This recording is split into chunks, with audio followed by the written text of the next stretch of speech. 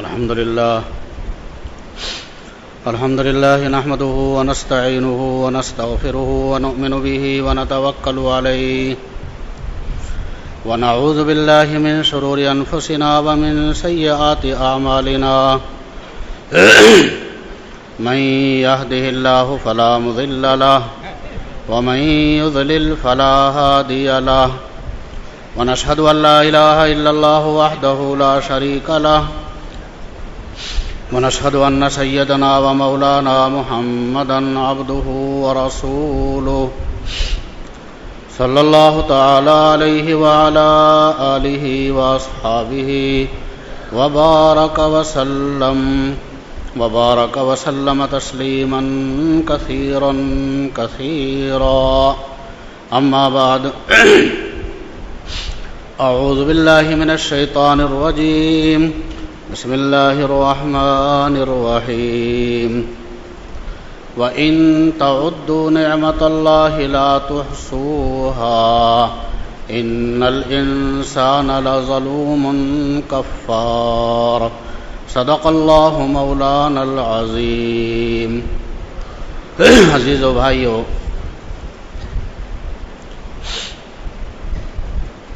یہ مجلس الحمدللہ کہ عظیم اور بابرکت مجلس ہے، اس لیے کہ قرآن کریم کے تعلق سے یہ مجلس منعقد ہو رہی ہے۔ اسی مناسبت سے چند باتیں آپ کے سامنے مختصر طور پر عرض کی جائیں گی۔ جو آیت کریمہ میں نے آپ کے سامنے پڑھی ہے، اس میں اللہ نے ارشاد فرمایا، بندوں کو اللہ نے اپنی نعمتیں یاد دلائیں اور فرمایا کہ اللہ کی نعمتیں تمہارے اوپر اس قدر ہیں، ان نعمتوں کو شمار کرنا چاہو، شمار میں لانا چاہو تو شمار نہیں کر سکتے۔ ایک دوسری آیت کے اندر ہے، وَمَا بِكُم مِّن نِّعْمَةٍ فَمِنَ اللَّهِ، جو بھی نعمتیں تمہیں حاصل ہیں سب اللہ کی طرف سے ہیں۔ بندے کا تو کوئی کمال نہیں ہے، جو بھی نعمتیں ہیں، حسی نعمتیں ہیں، معنوی نعمتیں ہیں، جسمانی نعمت ہے، مالی نعمت ہے، علمی نعمت ہے، عملی نعمت ہے۔ وما بکم، ما لفظ عام ہے، ہر نعمت کو شامل ہے۔ جو بھی نعمتیں ہیں سب اللہ کی عطا فرمودہ ہیں۔ ان نعمتوں کو تم شمار کرنا چاہو، شمار میں لانا چاہو، شمار نہیں کر سکتے۔ اللہ کی نعمتیں تمہارے اوپر بارش کی طرح برستی ہیں۔ اللہ کی نعمتیں ہمارے اوپر رات میں بھی ہوتی ہیں، دن میں بھی ہوتی ہیں، صبح میں بھی ہوتی ہیں، شام میں بھی ہوتی ہیں۔ ان نعمتوں کو شمار نہیں کیا جا سکتا۔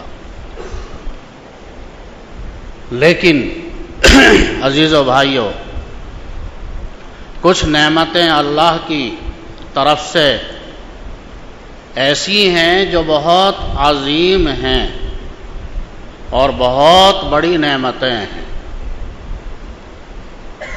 اللہ کی طرف سے بندے کو ہر قسم کی نعمتیں عطا کی گئی ہیں، لیکن اللہ نے آگے فرمایا، ان الانسان لظلوم کفار، یہ انسان ناقدرہ ہے، ان نعمتوں کی قدر نہیں کرتا۔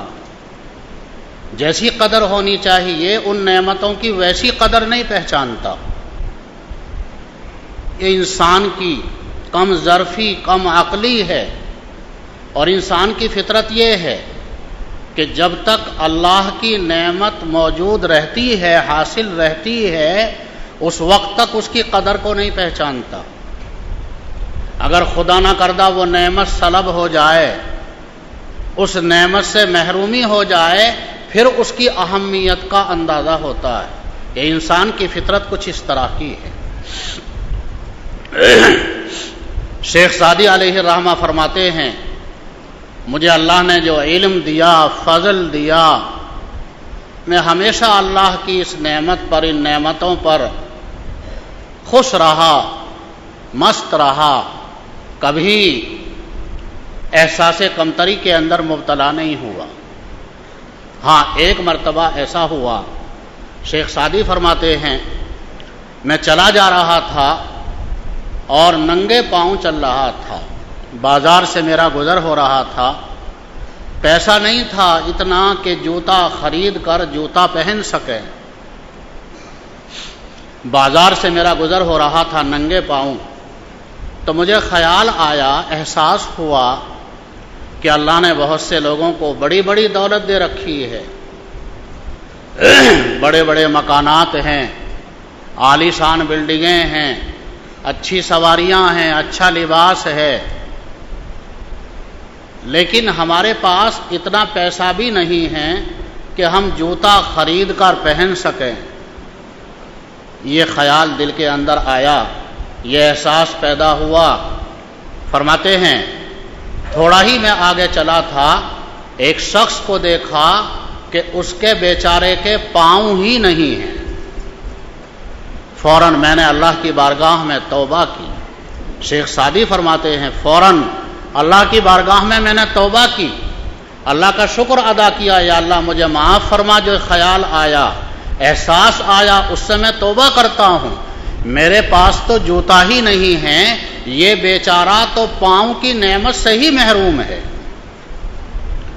تو اس لیے ہوتا یہ ہے کہ جب تک اللہ کی نعمت حاصل رہتی ہے اس وقت تک اس نعمت کی قدر کو بندہ نہیں پہچانتا۔ اگر خدا نہ کردہ وہ نعمت سے محرومی ہو جائے پھر پتہ چلتا ہے کہ کتنی بڑی نعمت اللہ نے ہم کو عطا فرما رکھی تھی۔ اگر خدا نہ کردہ بینائی نہ رہے پھر بینائی کی قدر کا پتہ چلتا ہے۔ اگر سماعت خراب ہو جائے، سنائی دینا بند ہو جائے، پھر پتہ چلتا ہے اللہ کی کتنی بڑی نعمت تھی کہ ہماری سماعت قائم تھی۔ بہرحال اللہ کی طرف سے ہر قسم کی نعمتیں ہمیں حاصل ہیں، لیکن کچھ نعمتیں ایسی ہیں اللہ کی طرف سے ہمارے اوپر کہ وہ بہت عظیم نعمتیں ہیں، بڑی نعمتیں ہیں۔ اللہ کی عظیم اور بڑی نعمتوں میں سے ایک عظیم اور سب سے بڑی نعمت جو اللہ نے ہم کو عطا فرمائی، اس امت کو عطا فرمائی، وہ قرآن کریم کی نعمت ہے۔ کیسی عظیم نعمت ہے، اور کیا اس کا درجہ، اور کیا اس کا مقام، اور کیا اس کی حیثیت ہے، الفاظ میں دوستو اسے بیان نہیں کیا جا سکتا، الفاظ میں اسے بیان نہیں کیا جا سکتا۔ اللہ نے اس کو بیان فرما دیا ہے، قرآن کی عظمت کو اللہ نے بیان فرمایا، لو انزلنا هذا القرآن على جبل لرأيته خاشعا متصدعا من خشیۃ اللہ۔ یہ قرآن اللہ کا پاک کلام اتنی عظمتوں والا ہے، یہ اپنے اندر اتنا وزن رکھتا ہے، ایسی عظمت رکھتا ہے، اتنا باوزن یہ کلام ہے، یہ کلام اگر پہاڑوں کے اوپر نازل کر دیا جاتا پہاڑ بھی اس کا تحمل نہیں کر سکتا تھا، وہ بھی لرزہ، اس پر لرزہ طاری ہو جاتا، کانپنے لگتا پہاڑ بھی۔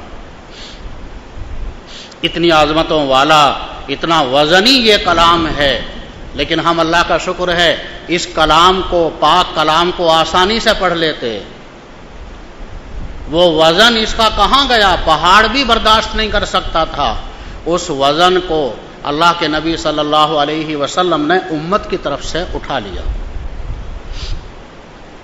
آیا حدیث شریف کے اندر صحابہ کہتے ہیں حضور اکرم صلی اللہ علیہ وسلم پر جب وحی نازل ہوتی، اگر آپ علیہ الصلاۃ والسلام ناقہ پر، اونٹنی پر سوار ہوتے تو وحی کے بوجھ کی وجہ سے اونٹنی بیٹھ جایا کرتی تھی، دب جایا کرتی تھی۔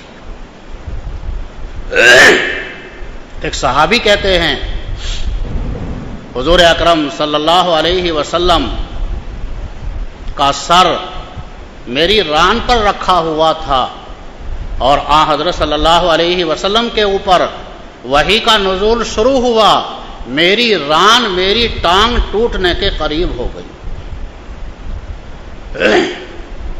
یا ایھا المزمل قم اللیل الا قلیلا نصفہ او انقص منہ قلیلا او زد علیہ ورتل القرآن ترتیلا۔ اللہ نے حکم دیا، ابتدا میں تہجد فرض قرار دی گئی تھی، امت کے اوپر بھی فرض تھی اور حضور اکرم صلی اللہ علیہ وسلم کے اوپر بھی تہجد فرض تھی۔ اللہ نے حضور صلی اللہ علیہ وسلم کو ان آیات میں تہجد کا حکم دیا، فرمایا آدھی رات اللہ کی عبادت کیجئے یا اس سے بھی زیادہ عبادت کیجئے۔ حضرت صلی اللہ علیہ وسلم روحانیت سے بھرپور تھے، لیکن اللہ نے فرمایا انا سنلقی علیک قولا ثقیلا، بہت وزنی کلام ہم آپ کے اوپر نازل کر رہے ہیں، اپنی روحانیت کو اور زیادہ قوی کر لیجئے۔ اس وزنی کلام کو، اس بابرکت کلام کو، اس عظمت والے کلام کو پہاڑ بھی برداشت نہیں کر سکتا۔ آپ کی روحانیت کو قوی کرنا مقصد ہے۔ آپ تنہائیوں میں رہ کر، مراقبے اور مجاہدوں میں رہ کر، اللہ کے سامنے راتوں کو بیدار رہ کر اپنی روحانیت کو مزید ترقی دیجئے، تاکہ آپ کے اندر اس وزنی کلام کو انا سنلقی علیک قولا ثقیلا، اس کو اٹھانے کی، اس کے تحمل کی آپ کے اندر صلاحیت پیدا ہو جائے۔ ہم آسانی سے پڑھ لیتے ہیں، اللہ کے نبی صلی اللہ علیہ وسلم سارے بوجھ کو امت کی طرف سے اٹھا کر لے گئے اور ہمارے لیے آسانی کر کے چلے گئے۔ اب ہمارے لیے تو کیا ہے؟ آسان۔ وَلَقَدْ يَسَّرْنَا الْقُرْآنَ لِلذِّكْرِ، ذکر کے ایک معنی حفظ کے ہیں، ہم نے قرآن آسان کر دیا ہے حفظ کے لیے۔ عزیز و بھائیو، یہ اللہ کی ایسی عظیم نعمت ہے، اتنی عظیم نعمت ہے، اس سے بڑھ کر اور کوئی عظیم نعمت نہیں۔ اللہ نے ایمان والوں کی کامیابی کو قرآن کے ساتھ جوڑا ہے، وابستہ کیا ہے۔ حضرت عمر رضی اللہ عنہ راوی ہیں، مسلم شریف کی حدیث ہے، حضرت عمر رضی اللہ عنہ نے حضور اکرم صلی اللہ علیہ وسلم کا فرمان نقل کیا، ان اللہ یرفع بہذا الکتاب اقواما ویضع بہ آخرین۔ اللہ اس کتاب کے ذریعے سے، قرآن کریم کے ذریعے سے بہت سے لوگوں کو بلند و بالا فرماتا ہے، اور اسی کتاب کے ذریعے سے اللہ بہت سے لوگوں کو ذلت کے گڈھے میں ڈال دیتا ہے۔ مسلم شریف کی حدیث ہے۔ نیز اللہ نے خود قرآن کے اندر فرمایا وَمَنْ أَعْرَضَ عَنْ ذِكْرِي فَإِنَّ لَهُ مَعِيشَةً ضَنْكَ، جو میرے ذکر سے، قرآن کریم میں لفظ ذکر عام طور پر قرآن کے لیے بولا جاتا ہے، اِنَّا نَحْنُ نَزَّلْنَا الذِّكْرَ وَإِنَّا لَهُ لَحَافِظُونَ۔ مَنْ أَعْرَضَ عَنْ ذِكْرِي، جو میرے کلام سے، میرے قرآن سے اعراض کرے گا، اللہ فرماتا ہے ہم اس کی زندگی کو تنگ بنا دیں گے۔ قرآن کا اکرام کرے گا، قرآن پر ایمان لائے گا، قرآن کو اپنی زندگی کے اندر اتارے گا، ہم اسے خوشحال زندگی عطا کریں گے، کامیاب زندگی عطا کریں گے۔ قرآن سے اعراض کرے گا، اس کی زندگی کو ہم تنگ بنا دیں گے۔ اسی کی وضاحت اس حدیث کے اندر فرمائی۔ میں اپنے اکثر بات میں کہا کرتا ہوں، جتنی بھی حدیثیں ہیں، اور اپنی طرف سے نہیں کہتا بلکہ سلف صالحین نے یہ بات کہی ہے، فرمائی ہے، جتنی بھی حضور صلی اللہ علیہ وسلم کی حدیثیں ہیں، سب قرآن کی شرح اور قرآن کی تفسیر ہوتی ہیں۔ تو آقا صلی اللہ، قرآن کریم کے اندر تو اللہ نے یہ اصول بیان کر دیا، وَمَنْ أَعْرَضَ عَنْ ذِكْرِي فَإِنَّ لَهُ مَعِيشَةً ضَنْكَ، جو میرے ذکر سے، میرے کلام سے، میرے قرآن سے اعراض کرے گا، اس کی زندگی کو ہم تنگ بنا دیں گے۔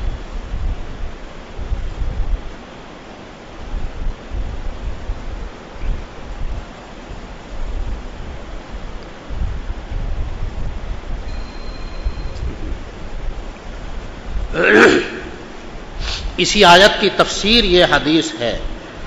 اللہ نے فرمایا، حضور صلی اللہ علیہ وسلم نے، ان اللہ یرفع بہذا الکتاب اقواما، اللہ اس قرآن کے ذریعے سے بہت سے لوگوں کو بلند و بالا فرماتا ہے، عزت عطا فرماتا ہے، عزت کا تاج ان کے سر پر باندھ دیتا ہے، اور اسی کتاب کے ذریعے سے جو اس کی قدر نہیں کریں گے، اس کے احکام کو پسے پشت ڈالیں گے، اللہ ایسے لوگوں کو ذلیل بھی کر دیتا ہے، انہیں ذلت کے گڈھے کے اندر ڈال دیتا ہے۔ عزیز و بھائیو، یہ مضمون ویسے بہت طویل ہے، لمبا ہے، اب ہمارا الحمدللہ کافی وقت قرآن کے نعتوں کے سننے میں اور اسناد اور اسی طرح سے طلباء کے اکرام میں، پگڑی کے باندھنے میں کافی وقت ہمارا گزر چکا ہے، اس لیے میں اپنی بات کو مختصر طور پر لیکن یہ کوشش کروں گا کہ اس مضمون کا ماحصل آپ کے سامنے آ جائے۔ جس وقت میں اس قرآن پاک پر 100% عمل کیا جاتا تھا، اللہ نے اس وقت میں اہل ایمان کو کامیابی سے ہمکنار فرمایا اور 100% کامیابی عطا فرمائی، ایسی کامیابی، ایسی ترقی عطا فرمائی، اس سے زیادہ ترقی ممکن نہیں تھی۔ حضرات صحابہ نے اس کی حقیقت کو سمجھا۔ ان اللہ یرفع بہذا الکتاب اقواما، وہ اس بات پر ایمان لائے، اس بات پر انہوں نے بھروسہ کیا، اعتماد کیا کہ ہمیں جو کامیابی ملے گی وہ قرآن کے اتباع سے ملے گی۔ اسی چیز کو انہوں نے اپنے پلے میں گانٹھ باندھ کر اسی کے مطابق انہوں نے اپنی زندگی گزاری اور قرآن کریم کو اپنی زندگی کے اندر اتارا، قرآن پر 100% عمل کیا، اللہ نے ان کو 100% کامیابی عطا فرمائی۔ آخرت کی کامیابی کے اللہ نے ان کے لیے وعدے فرمائے، رضی اللہ عنہم ورضوا عنہ، اللہ ان سے راضی ہو گیا، وہ اللہ سے راضی۔ یوم لا یخزی اللہ النبی والذین آمنوا معہ، اللہ قیامت کے دن نبی کو اور جو نبی کے ساتھ ایمان لائے ہیں صحابہ، اللہ ان کو رسوا نہیں فرمائے گا، نورہم یسعی بین ایدیہم، ان کے لیے اللہ ایک بڑا نور بنا دے گا، وہ نور ان کے آگے آگے چلتا ہوگا۔ قرآن میں 10 آیات ہیں، صحابہ کے لیے اللہ نے آخرت کی کامیابی کو صراحتاً بیان فرمایا، اور دنیا میں بھی اللہ نے ان کو کامیابی عطا فرمائی۔ اس وقت میں دنیا کی 2 سپر پاور طاقتیں تھیں، ساری دنیا گویا کے 2 حصوں میں منقسم تھی، ایک روم کی طاقت تھی اور ایک فارس کی طاقت تھی۔ آدھی دنیا پر گویا کہ روم قابض تھا اور آدھی دنیا پر فارس، لیکن حضرات صحابہ نے اپنے اندر یہ یقین پیدا کیا کہ ہمیں جو کامیابی ملے گی، دنیا کی بھی کامیابی، وہ قرآن کے اتباع سے ملے گی۔ ان اللہ یرفع بہذا الکتاب اقواما، اللہ اس کتاب کے ذریعے سے بہت سے لوگوں کو بلندی پر پہنچاتا ہے۔ چنانچہ ان سپر پاور طاقتوں کو اللہ نے صحابہ کے قدموں پر لا کر ڈال دیا۔ اس کی تفصیلات ہیں، تفصیلات میں جانے کا موقع نہیں۔ جو سپر پاور طاقتیں تھیں، جن کو اس زمانے میں یہ سوچا جاتا تھا کہ دنیا کی کوئی طاقت ان کو زیر نہیں کر سکتی، سرنگو نہیں کر سکتی، لیکن صحابہ نے یہ یقین اپنے اندر پیدا کیا، ان اللہ یرفع بہذا الکتاب اقواما، اللہ اس کتاب کے ذریعے سے، قرآن کے اتباع کی برکت سے اللہ بلند و بالائی عطا فرماتا ہے، دنیا کی بھی عزت عطا فرماتا ہے، دنیا کی بھی ترقی عطا فرماتا ہے۔ اس یقین کو لے کر چلے، اللہ نے سپر پاور طاقتوں کو ان کے قدموں میں لا کر ڈال دیا اور ساری دنیا پر ان کا رعب طاری فرما دیا۔ ایک مختصر واقعہ میں اس کے نمونے کے لیے آپ کے سامنے سناتا ہوں، اسی سے اندازہ ہو جائے گا۔ امیر المؤمنین حضرت عمر رضی اللہ عنہ کا زمانہ خلافت ہے۔ روم جو سپر پاور طاقت تھی، اس کے کچھ حصے فتح ہو چکے تھے، لیکن بہت سے حصے اس کے باقی تھے۔ تو روم کے بادشاہ نے اپنا ایک قاصد، اپنا ایک ایلچی بھیجا حضرت عمر رضی اللہ عنہ کے پاس، مسلمانوں کے بادشاہ کے پاس، کچھ مذاکرات کرنے کے لیے، حکومتی سطح پر کچھ مذاکرات کے لیے روم کے بادشاہ نے اپنا ایک ایلچی اور اپنا ایک سفیر بھیجا. وہ سفیر آتا ہے روم کا مدینہ طیبہ. مولانا رومی رحمۃ اللہ علیہ نے مثنوی شریف میں یہ واقعہ بیان کیا ہے اور آ کر لوگوں سے معلوم کرتا ہے تمہارے بادشاہ امیر المومنین حضرت عمر رضی اللہ عنہ کے لیے کہا تمہارے بادشاہ کہاں ہیں، ان کا محل کہاں ہے؟ لوگوں نے کہا ہمارے بادشاہ امیر المومنین حضرت عمر ہیں، ان کا تو کوئی محل ہے نہیں، ٹوٹا پھوٹا مکان ہے، جھونپڑی ہے، اور وہ فی الحال اپنے مکان میں بھی نہیں ہیں، بقیع قبرستان کے اندر ہیں، اگر ملنا چاہتے ہو تو قبرستان کے اندر جاؤ. یہ سپر پاور طاقت کا سفیر جو مذاکرات کرنے کے لیے آیا تھا یہ جاتا ہے قبرستان.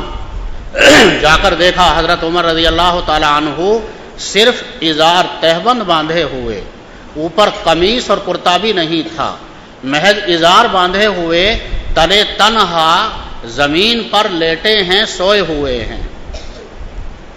نہ حفاظتی دستہ ہے، نہ پہرا ہے، نہ پولیس ہے، نہ فوج ہے. اور کون ہے؟ امیر المومنین بادشاہ. یہ سفیر وہاں پہنچا اور دیکھا کہ امیر المومنین مسلمانوں کے بادشاہ بغیر کسی فوجی پہرے کے، پولیس کے، فوج کے بغیر اکیلے زمین پر سوئے ہوئے ہیں، لباس بھی پورا نہیں ہے. تو اپنے دل کے اندر سوچنے لگا یہ کیسے بادشاہ ہیں؟ ان کے پاس نہ تخت ہے، نہ تاج ہے، نہ فوج ہے، نہ لشکر ہے، نہ حفاظتی دستہ ہے، کیسے بادشاہ ہیں یہ خیال اسے آیا. پھر آگے بڑھا، حضرت عمر رضی اللہ تعالیٰ عنہ کے قریب پہنچا. جیسے ہی حضرت عمر رضی اللہ تعالیٰ عنہ کے چہرے پر اس کی نظر پڑی تو رعب و جلال سے کانپنے لگا. مولانا رومی رحمۃ اللہ علیہ نے اپنے انداز میں اس کا منظر کشی فرمائی. مولانا رومی رحمۃ اللہ علیہ فرماتے ہیں اس شخص کی نظر سپر پاور طاقت کا سفیر جو آیا تھا مسلمانوں کے بادشاہ سے مذاکرات کرنے کے لیے، جب اس کی نظر اس بادشاہ پر پڑتی ہے جس کے جسم پر پورے کپڑے بھی نہیں ہیں، جس کے پاس تخت بھی نہیں، تاج بھی نہیں، فوجی پہرا بھی نہیں، جب اس کے چہرے پر نظر پڑتی ہے تو رعب و جلال سے کانپنے لگا اور اپنے دل میں کہنے لگا، اپنے دل سے مذاکرہ کرنے لگا، گفت باخود من شہارا دیدہ ام پیش سلطانہ پناہ بگزیدہ ام. اپنے دل میں کہا میں نے اپنی زندگی میں بہت سے بادشاہوں کو دیکھا ہے، دنیا کے بڑے بڑے بادشاہوں کے دربار کے اندر میں گیا ہوں، لیکن از شہانم ہیبت و ترسم نبود ہیبت ای مرد ہوشم را ربود. مجھے بادشاہوں سے کبھی خوف محسوس نہیں ہوا، لیکن اس شخص کی ہیبت اور اس کا رعب میرے ہوش اڑائے دے رہا ہے. یہ کیا وجہ ہے؟ اپنے دل سے مذاکرہ کر رہا ہے، مکالمہ کر رہا ہے، آخر کیا وجہ ہے؟ میں نے تو دنیا کے بہت سے بادشاہوں سے ملاقات کی ہے، بڑے بڑے بادشاہوں کا جو کر و فر والے ہیں ان کے دربار کے اندر گیا ہوں، کسی بھی بادشاہ سے میں کبھی مرعوب نہیں ہوا، لیکن اس شخص کے رعب کی وجہ سے میں کانپ رہا ہوں. کیا وجہ ہے؟ آگے کہتا ہے بے سلاح ای مرد خفتہ برزمی من بہفت اندام لرزاں چیست ای. یہ شخص بغیر کسی ہتھیار اور بغیر کسی فوجی پہرے کے اکیلا تنہا زمین پر لیٹا ہوا ہے، سویا ہوا ہے، لیکن اس کی ہیبت میرے اوپر اتنی پڑ رہی ہے کہ مجھے اس جیسے 7 جسم اور عطا کر دیے جائیں تو میرے بدن پر جو لرزہ طاری ہے اس لرزے کا پھر بھی تحمل نہ ہو سکے. کیا وجہ ہے؟ بات سمجھ میں نہیں آ رہی ہے. کچھ دیر کے بعد میں پھر بات سمجھ میں آئی اور کہتا ہے، غور کر کے کہتا ہے ہیبت حق است این از خلق نیست ہیبت ای مرد صاحب دلق نیست. ہو یہ رعب و ہیبت حقیقت میں اس شخص کا نہیں ہے، بلکہ یہ حقیقت میں اللہ کا رعب ہے۔ اس شخص کا قلب اللہ سے جڑا ہوا ہے، اس کے دل کی لو اللہ سے ملی ہوئی ہے، اس کے قلب میں اللہ کی معرفت اور اللہ کا نور سے اس کا قلب منور ہے۔ تو حقیقت میں یہ اللہ کا رعب و جلال ہے جو اس کے واسطے سے میرے اوپر پڑ رہا ہے، اور یہ مرد باحق ہے، حق پر ہے اور یہ صحیح راستے پر ہے۔ پھر یہ کہہ کر حضرت عمر رضی اللہ عنہ سے درخواست کرتا ہے کہ جی مجھے آپ اپنی غلامی میں داخل کر لیجئے، مجھے کلمہ پڑھائیے، میں اسلام میں داخل ہونا چاہتا ہوں۔ یہ کہہ کر مشرف با اسلام ہو گیا۔ عزیز و بھائیو، آیا تھا سپر پاور طاقت کا سفیر بن کر حضرت عمر رضی اللہ تعالی عنہ سے مذاکرات کرنے کے لیے، لیکن یہاں آ کر ایسا مرعوب ہوا، ایسا متاثر ہوا کہ اسلام کے اندر داخل ہو گیا، حضرت عمر کی غلامی میں داخل ہو گیا۔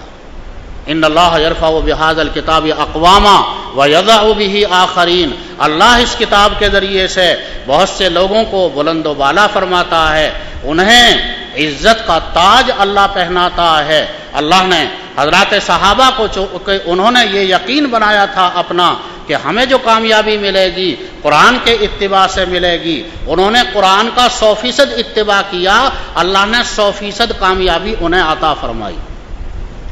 یہ تو انسانوں کی حکومت کی بات ہے، اللہ نے جانوروں کو بھی ان کے تابع بنا دیا۔ احادیث کے اندر واقعات آئے ہیں، مشکات شریف کے اندر واقعہ ہے۔ حضور اکرم صلی اللہ علیہ وسلم کے خادم خاص تھے، ان کا نام تھا، لقب تھا سفینہ۔ حضرت صلی اللہ علیہ وسلم کے بعد کی بات ہے، اسلامی لشکر کے اندر چلے جا رہے تھے، اتفاق یہ ہوا لشکر سے پیچھے رہ گئے، لشکر آگے نکل گیا، یہ تنہا رہ گئے، تو دشمن نے انہیں تنہا پا کر گرفتار کر لیا، اور رات کا وقت ہو گیا۔ اب یہ پریشان ہوئے، کسی طرح سے اس قید سے نکلے اور بستی سے باہر گئے، لیکن بیابان جنگل ہے، لشکر کدھر گیا ہے معلوم نہیں۔ عرب کے جنگلات کیسے ہوتے ہیں؟ اب تو سڑکیں بن گئیں، راستے بن گئے، آبادیاں پیدا ہو گئیں۔ اس وقت میں تو صورتحال یہ تھی کہ کئی سو میل تک چلے جائیں، نہ سڑک ہے، نہ راستہ ہے، نہ آبادی ہے، نہ گاؤں ہے، نہ بستی ہے، نہ کھانے کا کوئی سامان ہے، نہ پینے کے پانی کا کوئی انتظام ہے۔ یہ صورتحال تھی صحرائے عرب کی، عرب کے جنگلات کی۔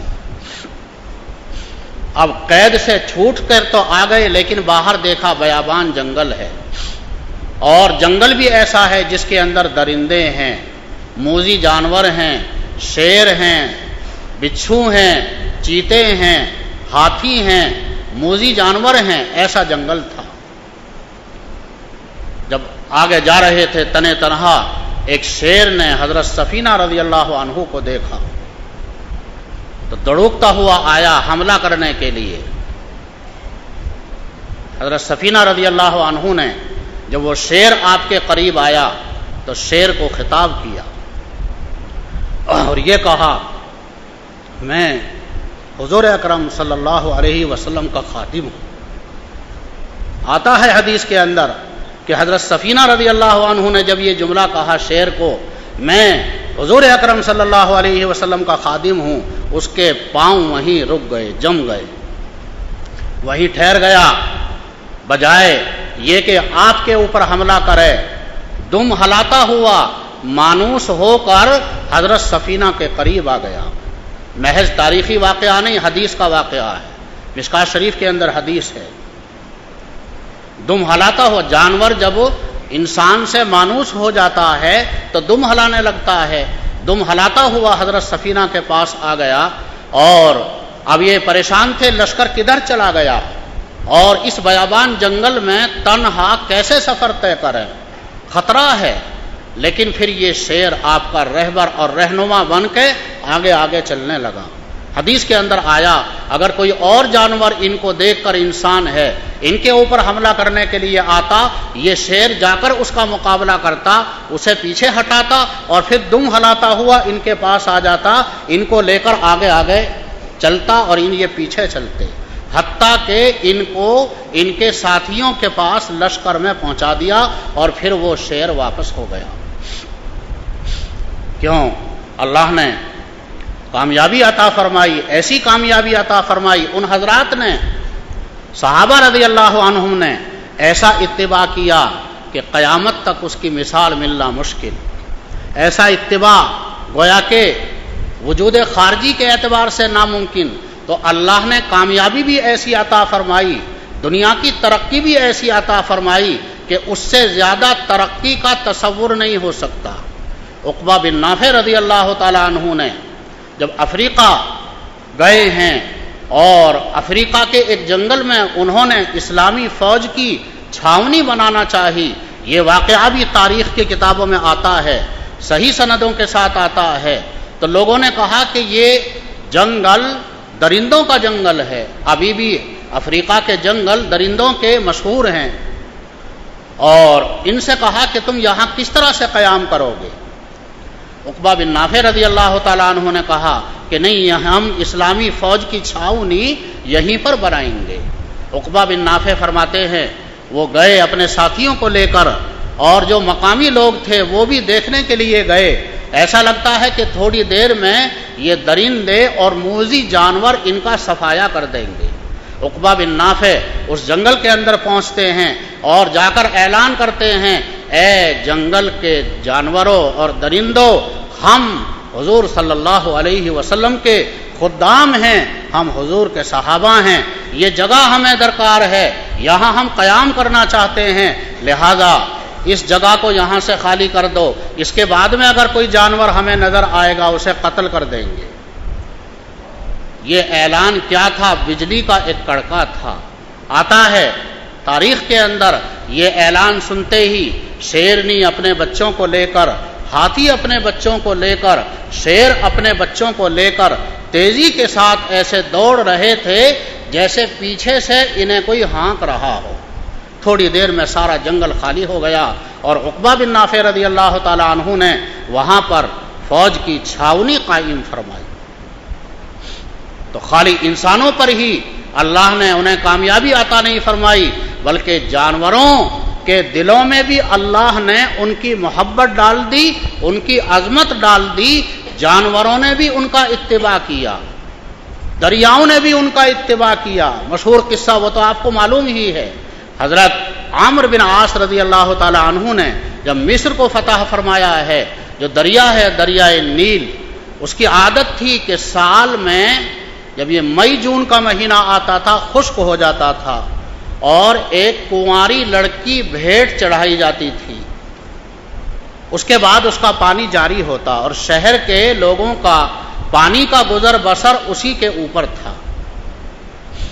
جب مسلمانوں نے مصر کو فتح کیا، عمرو بن عاص رضی اللہ تعالی عنہ جلیل القدر صحابی جو عرب کے شجاع اور بہادر افراد میں ان کا شمار ہوتا ہے اور عقلائے عرب کے اندر ان کا شمار ہوتا ہے، چند صحابہ ایسے تھے کہ عقلائے عرب اور شجاع عرب مشہور تھے، خالد بن ولید رضی اللہ تعالی عنہ، عمرو بن عاص رضی اللہ تعالی عنہ، حضرت معاویہ رضی اللہ تعالی عنہ، یہ چند حضرات ایسے تھے بڑے عقل مند اور بڑے شجاع اور بہادر شمار ہوتے تھے۔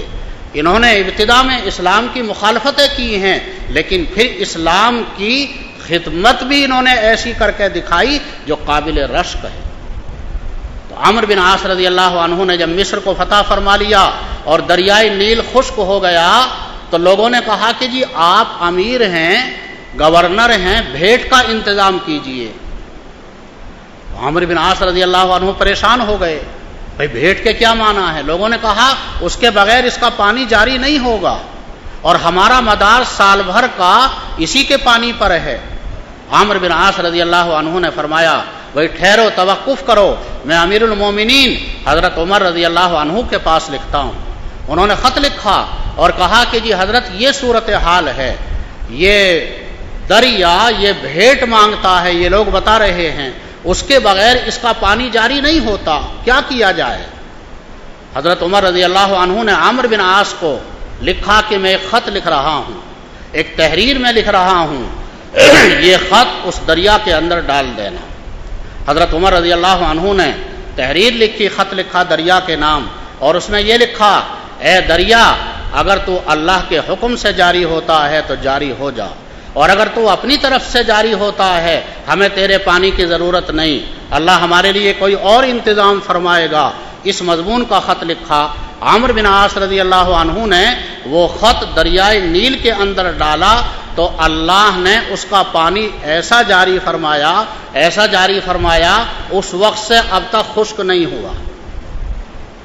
عزیز و دوستو، کوئی دو چار نہیں بلکہ 20 واقعات ہیں اس قسم کے، اور جو اس حدیث پاک کا مظہر ہیں، اور اس حدیث پاک کی اس سے تائید ہوتی ہے، ان اللہ یرفع بہذا الکتاب اقواما ویضع بہ آخرین، اللہ اس کتاب کے ذریعے سے بہت سے لوگوں کو بلند و بالا فرماتا ہے، عزت عطا فرماتا ہے، کامیابی عطا فرماتا ہے، دنیا میں بھی اللہ ایسی عزت دیتا ہے، ایسی ترقی دیتا ہے، اس ترقی سے زیادہ ترقی ممکن نہیں۔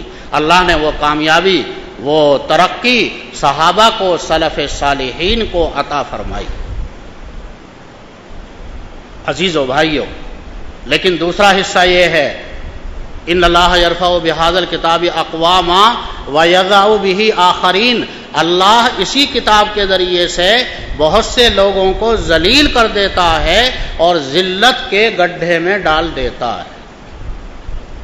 غور کرنے کی بات یہ ہے بھائیو کہ وہی قرآن جو صحابہ اور سلف کے پاس تھا، وہی قرآن ہمارے پاس بھی ہے، وہی احادیث، وہی شریعت جو صحابہ اور سلف صالحین کے پاس تھا، جس کا اتباع کر کے وہ کامیاب ہوئے، وہی قرآن، وہی احادیث، وہی شریعت ہمارے پاس بھی ہے، لیکن ہم پریشان ہیں، ذلیل ہیں، خوار ہیں۔ اللہ اس امت کی دستگیری فرمائے۔ کسی ایک ملک کا مسئلہ نہیں ہے، ساری دنیا میں آج کے زمانے میں یہ امت مسلمہ پریشانی کے مراحل سے گزر رہی ہے اور ذلیل و خوار ہو رہی ہے۔ ہر جگہ امت پٹ رہی ہے، بلک رہی ہے، امت کو ذلیل و خوار کیا جا رہا ہے۔ یہ کیوں ہے؟ کیا امت کے پاس پیسہ نہیں ہے؟ ایسا نہیں، پیسہ تو صحابہ کے پاس نہیں تھا، تنگی تنگ دستی ان کو تھی، آج کہاں تنگ دستی ہے؟ عام طور پر حضرات صحابہ ایک ہی کپڑا پہنا کرتے تھے، قمیص کرتا پائجامہ کا رواج کم تھا، زیادہ تر جیسے احرام ہم مانتے ہیں، ایک کپڑا ازار کی جگہ اور ایک کپڑا اوپر قمیص اور کرتے کی جگہ پہن لیا، زیادہ تر یہ صورتحال تھی۔ اسی کپڑوں میں وہ رہتے تھے، انہی میں نماز پڑھا کرتے تھے، لیکن آتا ہے احادیث کے اندر کہ زیادہ تر صحابہ کے پاس ایک ہی کپڑا ہوتا، دوسرا کپڑا جس سے اوپر کے بدن کو بھی چھپا لیں، یہ دوسرا کپڑا بہت کم لوگوں کے پاس ہوتا تھا۔ اس قدر غربت تھی، تنگی تھی۔ ایک صحابی نے حضور اکرم صلی اللہ علیہ وسلم سے سوال کیا کہ جی ایک کپڑے میں نماز پڑھنا کیسا ہے؟ حدیث کے اندر آتا ہے ایک کپڑے میں نماز ہو جائے گی یا نہیں ہوگی؟ حضور صلی اللہ علیہ وسلم نے ارشاد فرمایا، آوا لکلکم ثوبان، کیا ہر ایک کے پاس تمہارے دو کپڑے ہوتے ہیں؟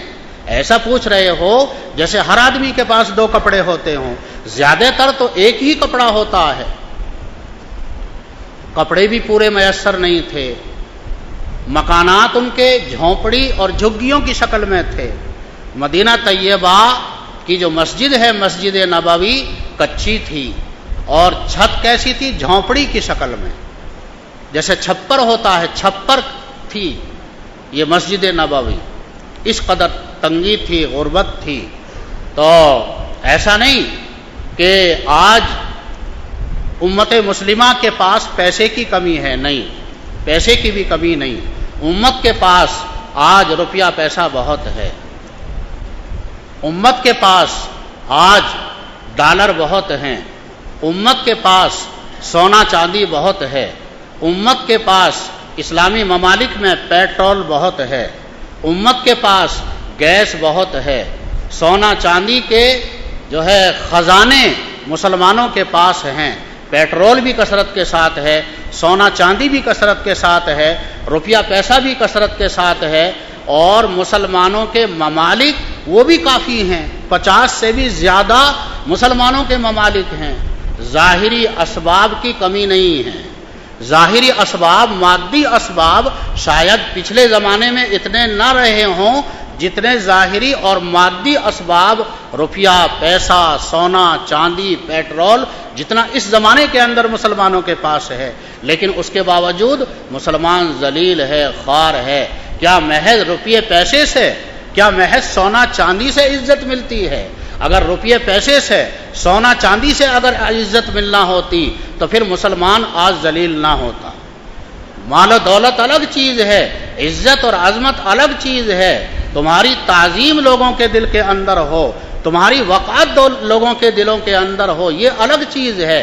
اس کے لیے جو معیار اللہ نے بیان فرمایا ہے، حدیث کے اندر جو بیان کیا، ان اللہ یرفع بہذا الکتاب اقواما ویضع بہ آخرین، اللہ اس کتاب کے ذریعے سے بہت سے لوگوں کو بلند و بالا فرماتا ہے۔ اسی کتاب کی اگر ناقدری کی جائے گی، قرآن کی اگر ناقدری کی جائے گی، قرآن کو اگر پسے پشت ڈالا جائے گا، اللہ فرماتا ہے ومن اعرض عن ذکری فإن لہ معیشۃ ضنکا، جو میرے ذکر سے اعراض کرے گا، میرے کلام سے اعراض کرے گا۔ اعراض کے درجے مختلف ہیں، جو جس درجے میں اعراض کرے گا ہم اس کی زندگی کو تنگ بنا دیں گے۔ عزیزو بھائیو، لمحہ فکریہ ہے۔ آج ہمارے پاس کارخانے تو ہیں، کارخانے والے بھی پریشان کہ جی زندگی تنگ ہے، پریشانی ہے۔ جو پورے ملک کے بادشاہ بنے بیٹھے ہیں وہ بھی پریشان، ان کی زندگی بھی تنگ ہو رہی ہے۔ جن کے پاس خزانے ہیں، ان کے پاس خزانوں کی کنجیاں ہیں، وہ بھی پریشان، اور شکایت یہ ہے کہ زندگی تنگ ہو رہی ہے۔ کیوں ہو رہی ہے زندگی تنگ؟ تمہارے پاس کارخانے ہیں، تمہارے پاس لاکھوں کی جاب ہے، تمہارے پاس عالی شان مکان ہے، تمہارے پاس عالی شان گاڑی ہے، یہ سب اسباب ہیں، تمہاری زندگی پریشان کیوں ہو رہی ہے؟ کہیں قرآن سے تو منہ نہیں موڑ لیا ہم لوگوں نے؟ اللہ ہمیں فہم سلیم عطا فرمائے۔ موڑا ہے منہ موڑا ہے، حقیقت یہ ہے جب ہم مسجد کے اندر آتے ہیں، عبادت کرتے ہیں، تو ہاں ہمارے حال سے لگتا ہے ہم قرآن کا اتباع کر رہے ہیں، لیکن جب مسجد کے ماحول سے باہر جاتے ہیں، اپنے اہل و عیال کے اندر جاتے ہیں، ہمارا کوئی فنکشن ہوتا ہے، کوئی شادی ہوتی ہے، کوئی رشتہ ہوتا ہے، کوئی ختنے کی رسم ہوتی ہے، تو پھر ہمارے لیے جو مقدم ہے برادری کی رسم و رواج ہمارے لیے مقدم ہے۔ شادیوں کے موقع پر قرآن کا کیا تقاضا ہے، حدیث کا کیا تقاضا ہے؟ کیا کہتی ہے حدیث شادی کے بارے میں؟ شادی کے بارے میں حدیث یہ کہتی ہے ان اعظم النکاح برکتا ایسرہ مؤنتا، برکت والا نکاح کون سا ہے؟ جس میں خرچہ کم ہوگا، وہ ہے برکت والا نکاح۔ یہ ہے حدیث کا تقاضا، قرآن کا تقاضا۔ لیکن ہم اپنے طبیعت کے تقاضے کے سامنے، برادری کے رسم و رواج کے سامنے قرآن کے تقاضوں کو بھول گئے، قرآن کا خیال بھی نہیں آتا قرآن ہم سے کیا تقاضا کر رہا ہے۔ ایسا لگتا ہے ہم نے قرآن کو بس عبادت کی حد تک محدود سمجھ لیا، ایسا نہیں ہے۔ اللہ فرماتا ہے یا ایھا الذین آمنوا ادخلوا فی السلم کافہ، اے ایمان والو اسلام کے اندر پورے داخل ہو جاؤ۔ اسلام مذہب دیگر مذاہب کی طرح نہیں ہے۔ دیگر مذاہب والے جو آج کے زمانے میں ہیں خاص طور پر، ان کا نظریہ دوسرا ہے۔ ان کا نظریہ یہ ہے، یہود و نصارہ کا نظریہ یہ ہے کہ مذہب صرف عبادت کی حد تک محدود ہے۔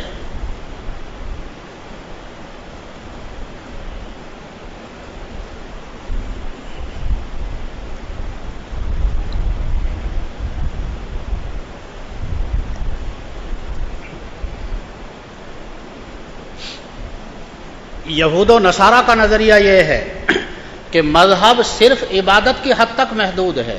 ہم جو مذہب کے پابند ہیں تو وہ مذہب عبادت کا طریقہ کس طرح بتاتا ہے. بس مذہب کا دائرہ حدود یہ ہے. باقی جو اپنا کاروبار ہے، بزنس ہے، اور کس عورت کے ساتھ ہمیں رہنا ہے، کس عورت سے کس طرح کا تعلق کرنا ہے، ہمیں اپنی زندگی باقاعدہ کوئی نکاح کے ساتھ گزارنی ہے یا بغیر نکاح کے زنا والی زندگی گزارنی ہے، اپنا کیا کھانا ہے، کیا پینا ہے، کیا چیز ہے، یہ جو باقی زندگی ہے کہتے ہیں وہ یہ تو آدمی کی پرائیویٹ زندگی ہے، اس میں مذہب کا کوئی تعلق نہیں ہے. یہ نظریہ ہے غیروں کا.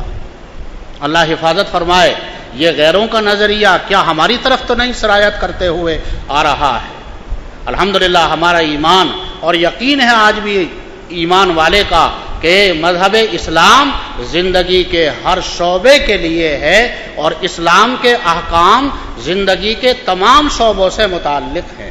عبادات ہوں، معاملات ہوں، کاروبار ہو، تجارت ہو اور جاب ہو، ملازمت ہو، ہنر ہو، پیشہ ہو، کون سا پیشہ جائز ہے، کون سا پیشہ ناجائز ہے، اسلام اس کی رہنمائی کرتا ہے. کون سی ملازمت جائز ہے، کون سی ملازمت ناجائز ہے، اسلام کے اس کے لیے باقاعدہ احکام ہیں. شادی بیاہ کا طریقہ کیا ہے، اسلام کے باقاعدہ اس کے لیے احکام ہیں. تم کیا کھا سکتے ہو، کیا نہیں کھا سکتے، کیا چیزیں تمہارے لیے حلال ہیں، کیا چیزیں حلال نہیں ہیں، شریعت کے اس کے لیے باقاعدہ جائز اور ناجائز کے، مستحب اور مکروہ کے باقاعدہ احکام ہیں. اسی کے لیے قرآن کہتا ہے یا ایھا الذین آمنوا ادخلوا فی السلم کافۃ افحسبتم انما خلقناکم عبثا. کیا تمہارا گمان یہ ہے تمہیں ویسے ہی بیکار چھوڑ دیا جائے گا؟ نہیں، ایمان والے کو شریعت کے بندھن میں باندھا گیا ہے. نفس چاہی زندگی نہیں گزارنا، نفس کے جو تقاضے شریعت کے خلاف ہوں ان کو دبانا ہے، نفس کو کچلنا ہے. یہاں نفس کو کچلو گے، یہاں تم اللہ کی رضا والی زندگی گزارو گے تو آخرت میں جو آگے تمہاری زندگی آ رہی ہے وہاں نفس چاہی زندگی ملے گی. وَلَكُمْ فِيهَا مَا تَشْتَهِي أَنفُسُكُمْ وَلَكُمْ فِيهَا مَا تَدَّعُونَ. وہاں دنیا کی زندگی میں اپنے نفس کو تم نے دبایا، میرے حکم کو تم نے مقدم رکھا، اب یہاں تمہارے لیے عیش ہے، موج ہے. ان الذین قالوا ربنا اللہ ثم استقاموا تتنزل علیہم الملائکہ. جو لوگ دین پر قائم رہ کر جنہوں نے زندگی گزاری ان کے جب مرنے کا وقت آتا ہے ملائکہ ان پر نازل ہوتے ہیں، بشارتیں سناتے ہیں. تتنزل علیہم الملائکہ اللہ تخافوا ولا تحزنوا.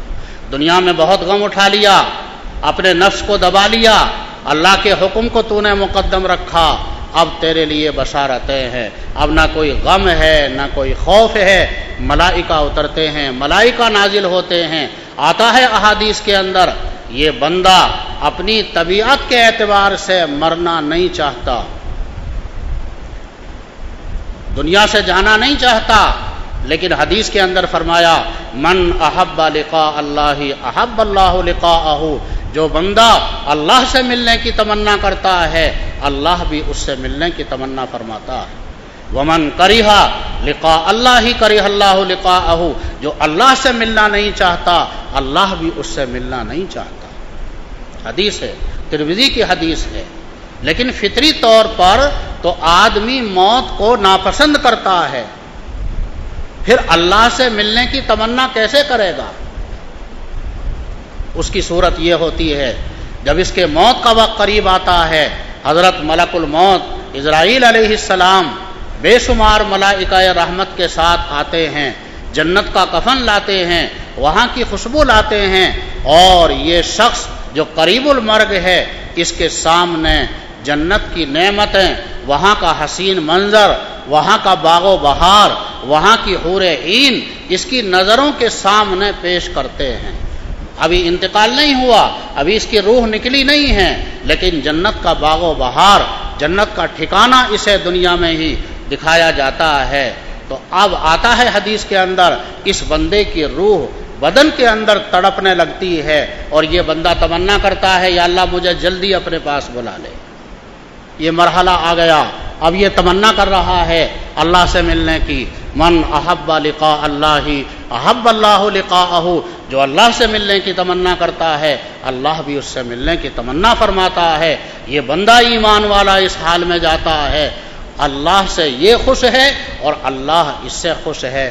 دوستو یہ ہے زندگی. تو ایسی زندگی آدمی کو گزارنی چاہیے. ایسی زندگی جو حاصل ہوگی وہ قرآن کے اتباع سے حاصل ہوگی. یہ مضمون بہت طویل ہے لیکن میں اپنے بات کو مختصر کرتے ہوئے میں آخر میں صرف یہ آپ کو بتانا چاہتا ہوں، یہ ہے قرآن، جس قرآن کی نسبت سے آج الحمدللہ ہماری یہ مجلس منعقد ہو رہی ہے. اس لیے اس مجلس سے کچھ لے کر جائیے، یہ تہیہ کیجئے انشاءاللہ کہ آئندہ ہمیں اپنی زندگی قرآن کے مطابق، حدیث کے مطابق اور شریعت کے مطابق گزارنا ہے. شریعت کے تقاضے کو مقدم رکھنا ہے. کئے دن کی زندگی ہے؟ ارے انسان کی زندگی کئے دن کی زندگی ہے؟ 50 سال کی عمر ہو گئی، 60 سال کی عمر ہو گئی، 70 سال کی عمر ہو گئی، 80 سال، 100 سال تک کون جاتا ہے؟ کوئی خال ہزاروں میں کوئی ایک 100 سال تک، اور چلو 100 سال بھی یوں ہی آ جائیں گے. بالآخر دنیا چھوڑنی ہوگی. ہمیشہ ہمیش کی جو زندگی ہے اس کے لیے اصل ہمیں تیاری کرنا چاہیے. لہذا یہ ارادہ کریں اس قرآن کی مجلس کی برکت سے اپنی زندگی میں تبدیلی لانے کی کوشش کریں. انشاءاللہ اپنی زندگی کو بدلیں گے، قرآن کے تقاضوں کو مقدم کریں گے، اللہ تمہیں کامیابی دے گا. کامیاب زندگی اللہ عطا فرمائے گا. کام میں بھی اللہ برکت دے گا، تجارت میں بھی اللہ برکت دے گا، کاروبار میں بھی اللہ برکت دے گا، گھر میں بھی اللہ سکون دے گا. بات طویل نہیں کرنی مجھے. حضرت شیخ الہند رحمۃ اللہ علیہ مالٹا کی جیل میں تقریباً 7 سال قید میں رہے. جب وہاں سے آئے ہیں اور دیوبند میں جلسہ ہوا ہے تو حضرت شیخ الہند رحمۃ اللہ علیہ نے فرمایا ہم نے جیل کی تنہائیوں میں غور کیا کہ امت آج ذلیل کیوں ہو رہی ہے، رسوا کیوں ہو رہی ہے. اس کے 2 سبب ہمیں معلوم ہوئے. کون فرماتے ہیں؟ شیخ الہند رحمۃ اللہ علیہ. جیل کی تنہائیوں میں ہم نے غور کیا آج امت مسلمہ ذلیل کیوں ہو رہی ہے. اس کے 2 سبب معلوم ہوئے. ایک قرآن سے دوری اور دوسرے مسلمانوں کا آپس کا خاص طور پر گھروں کا اختلاف. قرآن سے دوری عام ہے. مسجد کے علاوہ ایسا لگتا ہے قرآن سے ہمارا تعلق نہیں ہے. مسلمانوں کے آپس کے گھروں کے اختلاف، گھر گھر کے اندر اختلاف ہے، محلے محلے کے اندر اختلاف ہے، بھائی بھائی میں اختلاف ہے، شوہر بیوی میں موافقت نہیں ہے، باپ بیٹا میں اختلاف ہے. گھر جنت کا نمونہ بننے کے بجائے جہنم کا نمونہ بنا ہوا ہے. زندگی کا سکون ختم ہے. کیوں؟ فرمایا شیخ الہند رحمۃ اللہ علیہ نے مسلمان جو ذلت کے اندر جا رہے ہیں قرآن سے دوری کی وجہ سے اور آپس کے اختلاف کی وجہ سے یہ امت آج ذلیل ہو رہی ہے. اس لیے ہم ارادہ کریں کہ انشاءاللہ اب سے ہم اپنے حالات کو بدلیں گے. عزیز و بھائیو، یہ مجلس ہمارے لیے بہت بابرکت اور بہت قابل مسرت اور فرحت، اور گویا کہ یہ ہماری عید ہے کہ قرآن کے تعلق سے، اللہ کے پاک کلام کے تعلق سے جو اتنی عظمت والا کلام ہے، اس نسبت اور اس تعلق سے ہم سب یہاں مل جل کر اللہ کے گھر میں بیٹھے تو اس مجلس سے افضل کوئی مجلس نہیں ہو سکتی. حضور اکرم صلی اللہ علیہ وسلم مسجد نبوی کے اندر تشریف لائے. کچھ لوگ دعا کے اندر مشغول تھے اور کچھ اللہ کے کلام کو پڑھنے اور پڑھانے میں مشغول تھے. اللہ کے نبی اس مجلس کے اندر بیٹھے، قرآن والی مجلس کے اندر بیٹھے. ان سے اپنا قرب ظاہر کرنے کے لیے، بتانے کے لیے جو قرآن والی مجلس تھی اس کے اندر بیٹھے. اس مجلس سے افضل کوئی مجلس نہیں. الحمدللہ ہمارے یہ عزیز بچے، 19 بچوں نے، آپ نے دیکھا 19 طلباء نے الحمدللہ قرآن حفظ مکمل کیا.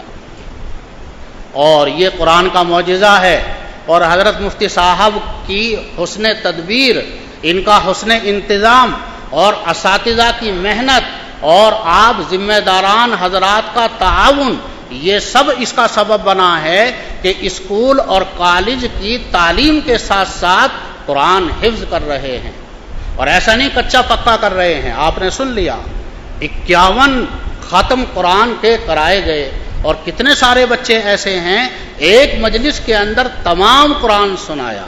یہ آسان بات نہیں ہے، لیکن ایسا ہوتا ہے۔ پہلے یہ رواج کم تھا کہ اسکول کی کالج کی تعلیم کے ساتھ ساتھ حفظ قرآن یا عالمیت کی تعلیم۔ باہر ممالک میں، انگلینڈ میں ہم نے کافی یہ رواج دیکھا، لیکن ہمارے انڈیا میں، ہندوستان کے اندر اس کا رواج بہت کم تھا۔ یہ ممکن ہے، میری ناقص معلومات ہو سکتی ہے، یہ ممکن ہے کہ حضرت مفتی صاحب نے ہی باقاعدہ سب سے پہلے یہ نظام شروع کیا ہو، ایسا ہو سکتا ہے۔ اب الحمدللہ اس نہج پر بہت جگہوں پر یہ نظام چل گیا ہے اور جاری ہو گیا ہے، لیکن اس میں غور کرنے کی بات یہ ہے کہ یہ ہمارے بچے جن کا یہ قرآن مکمل ہوا اور جو اس مدرسے کے اندر پڑھ رہے ہیں جامع العلوم میں، وہ اسکول اور کالج کی تعلیم کے ساتھ، لیکن دونوں تعلیمیں ان کی مضبوط، یہ ہے اس میں غور کرنے کی بات۔ اسکول کی جو تعلیم ہے اس میں بھی ان کا رزلٹ اچھا ہے اور ان کی صلاحیت اور استعداد بنی ہے، اور جو قرآن حفظ کیا ہے وہ بھی پکے حافظ بنے ہیں۔ ایسا ہوتا ہے اسکول کی تعلیم اور حافظ، لیکن یا تو حافظہ کمزور رہ جاتا ہے یا اسکول کی تعلیم کمزور رہ جاتی ہے۔ عام طور پر ایسا ہوتا ہے، کسی ایک طرف جھول آتا ہے، کمزوری آتی ہے۔ لیکن آپ نے دیکھا اور اساتذہ اور ممتحنین ان کے جو تاثرات آپ نے سنے ہیں تو معلوم ہوا ہے کہ الحمدللہ یہ بچے اسکول کی تعلیم میں بھی پختہ رہے اور قرآن کے حفظ میں بھی پختہ رہے۔ یہ قرآن کا معجزہ ہے اور ان حضرات کی محنت ہے جس پر ہم ان کو مبارکبادی دیتے ہیں۔ عزیزو بھائیو، یہ بچے جنہوں نے قرآن مکمل کیا ہے، یہ اور ان کے والدین، ان کو بھی ہم مبارکبادی دیتے ہیں، لیکن ہم بجائے اس کے کہ اپنی طرف سے مبارکبادی دیں، ہمیں ملائکہ کی مبارکبادی سننی چاہیے۔ ایک حدیث سنا کر میں اپنی بات کو ختم کرتا ہوں۔ حدیث شریف کے اندر آیا، مشکات میں روایت ہے، ان اللہ قرأ طٰہٰ و یاسین قبل ان یخلق السماوات والارض بألف عام۔ اللہ نے آسمان و زمین کو پیدا کرنے سے 2000 سال پہلے اپنے اس پاک کلام کی 2 سورتیں، ایک سورہ طٰہٰ اور ایک سورہ یاسین، ملائکہ کے سامنے اللہ نے تلاوت فرمائی۔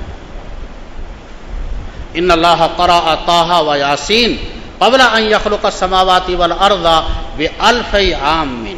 آسمان و زمین کو پیدا کرنے سے 2000 سال پہلے اللہ نے اس قرآن کی 2 سورتیں ملائکہ کے سامنے تلاوت فرمائیں، سورہ طٰہٰ اور سورہ یاسین۔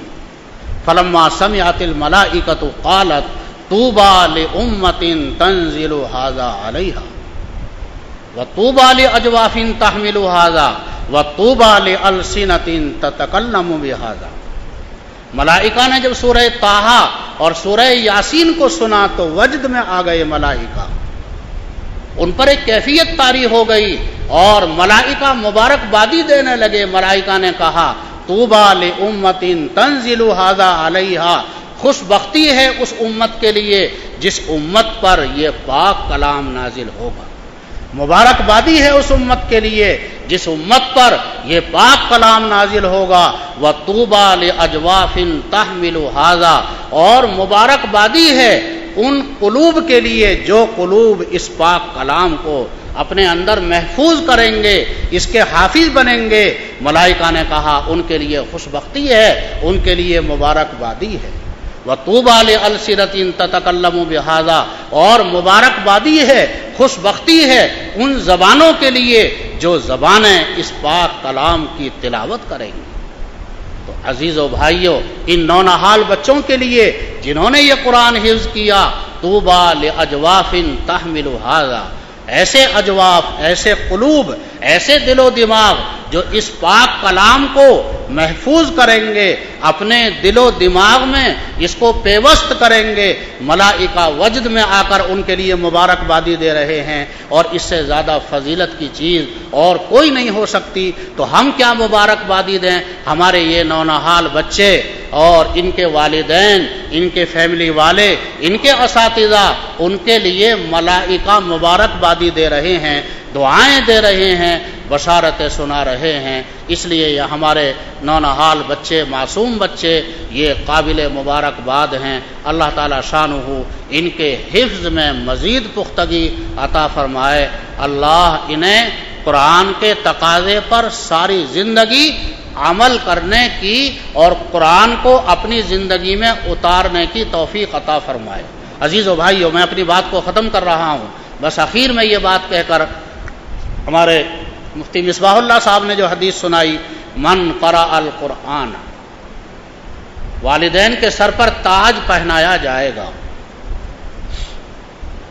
لیکن اس میں ایک قید آگے یہ لگائی ہے، من قرأ القرآن وعمل بما فیہ، قرآن پڑھے، قرآن کا حافظ بنے، یعنی قرآن کو کثرت کے ساتھ پڑھے، اصل یہ ہے ترجمہ۔ باقی عملی طور پر حفاظ قرآن کو زیادہ پڑھتے ہیں، اس لیے اس کا مرادی ترجمہ حافظ سے کیا جاتا ہے، ورنہ اصل یہ فضیلت ہر اس آدمی کے لیے ہے جو قرآن سے بہت زیادہ اشتغال رکھتا ہو۔ من قرأ القرآن وعمل بما فیہ، تو یہ قید ہے ان فضیلتوں کے حاصل ہونے کے لیے قرآن کے تقاضے پر عمل کیا جائے، قرآن کو اپنی زندگی کے اندر اتارا جائے۔ یہ بچے تو معصوم ہیں، نونہال ہیں، یہ بچے، ان کی یہ فکر کرنا، یہ تربیت کرنا کہ یہ قرآن پر عمل کرنے والے بھی بن جائیں، یہ والدین کا، فیملی والوں کا، محلے والوں کا، بستی والوں کا فریضہ ہے۔ ان بچوں کا شعور کم ہے، ان کی عقل کم ہے، ان کے اندر سمجھ کم ہے۔ ان بچوں کو جیسے ماحول میں آپ ڈالیں گے، کل مولود یولد علی الفطرہ، ہر بچہ فطرت اسلام پر پیدا ہوتا ہے، صحیح فطرت پر پیدا ہوتا ہے، چاہے غیر مسلم کے یہاں کیوں نہ پیدا ہو، ہر بچہ صحیح فطرت پر پیدا ہوتا ہے۔ فَأَبَوَاهُ يُهَوِّدَانِهِ أَوْ يُنَصِّرَانِهِ أَوْ يُمَجِّسَانِهِ، لیکن بچے کے والدین اس بچے کو یہودی ہوتے ہیں، یہودیت کے رنگ میں ڈھال لیتے ہیں، نصرانی ہوتے ہیں، اس پر نصرانیت کا رنگ چڑھا دیتے ہیں، مجوسی ہوتے ہیں، اس بچے کو مجوسی بنا لیتے ہیں۔ بچے کے لیے گھر کا ماحول کیسا ہے، اس کے لیے بہت بڑا دخل ہے۔ اس لیے بچوں کے جو والدین ہیں، بچوں کے جو فیملی والے ہیں، خاص طور پر یہ بات ان کی ذمہ داری میں آتی ہے، وہ ان بچوں کو عادی بنائیں کہ یہ بچے قرآن کو پڑھیں بھی اور قرآن کو اپنی زندگی میں اتاریں۔ یہ والدین کا اور فیملی والوں کا، گھر والوں کا یہ فریضہ بنتا ہے۔ جبھی تو ان کے سر پر قیامت کے دن تاج پہنایا جائے گا عزت کا۔ آخر انہیں کچھ کرنا تو پڑے گا، کچھ کرنا تو انہیں پڑے گا، ان بچوں کی دیکھ بھال کرنی پڑے گی، ان کی نگرانی کرنی پڑے گی، ان کی تربیت کرنی ہوگی، اساتذہ بھی کریں گے، لیکن والدین کو بھی تو یہ کچھ ذمہ داری اپنے سر لینی چاہیے۔ یہ فضیلتیں مکمل طور پر اور کمال درجے میں جو حاصل ہوں گی، جب حاصل ہوں گی، ہمارے یہ بچے حافظ ہوں، تلاوت کرنے والے ہوں، قرآن سے اعراض کرنے والے نہ ہوں، اور یہ عامل بالقرآن ہوں، قرآن کو اپنی زندگی میں اتارنے والے ہوں، پھر یہ فضیلتیں حاصل ہوں گی۔ اللہ تعالیٰ شانہ ہم سب کو قرآن کی قدر کی توفیق عطا فرمائے۔ ہمارا یہ ادارہ جامع العلوم الحمدللہ قرآن کی گراں قدر خدمت انجام دے رہا ہے، اللہ تعالیٰ شانہ اس کی آبیاری فرمائے۔ دارالمعمور ہے، اور بھی شہر کے اندر جو بھی مدرسے ہیں، دینی مدارس، دینی مکاتب، بلکہ علاقے میں اور ساری دنیا کے اندر اللہ کے یہاں تو خزانے ہیں۔ اللہ سے جتنے بڑے پیمانے پر مانگیں گے، اللہ کی عطا اسی قدر زیادہ ہوگی۔ تو تمام شاعر اسلامیہ، مکاتب دینیہ، مدارس اسلامیہ، سب کے لیے ہم دعا کریں۔ خاص طور پر اس موقع پر اس مدرسے کے تعلق سے یہ اجلاس منعقد ہوا ہے، اس کی ترقی کے لیے، اس کی آبیاری کے لیے خاص دعا کریں۔ جو اس کے منتظم ہیں حضرت مفتی صاحب، اساتذہ ہیں محنت کرنے والے، اور جناب متولی صاحب کے بیٹے ہیں، الحمدللہ وہ اس کی کفالت فرما رہے ہیں، اور ان کے معاونین حضرات ہیں، بلکہ بستی کے سبھی لوگوں کا الحمدللہ ان چیزوں میں تعاون ہوتا ہے۔ آپ سب حضرات بیٹھے ہوئے ہیں، اس مدرسے کے جلسے کے تعلق سے یہ تمہارا تعاون نہیں ہے کیا؟ یہ بڑا تعاون ہے، سبھی کا تعاون ہوتا ہے، اس لیے اللہ کے یہاں ثواب میں کمی نہیں۔ سب کے لیے ہم اللہ سے درخواست کرتے ہیں، دعا کرتے ہیں، اللہ قرآن کی برکات سے سب کو مالا مال فرمائے، اس ادارے کی اللہ حفاظت فرمائے۔ وآخر دعوانا ان الحمدللہ رب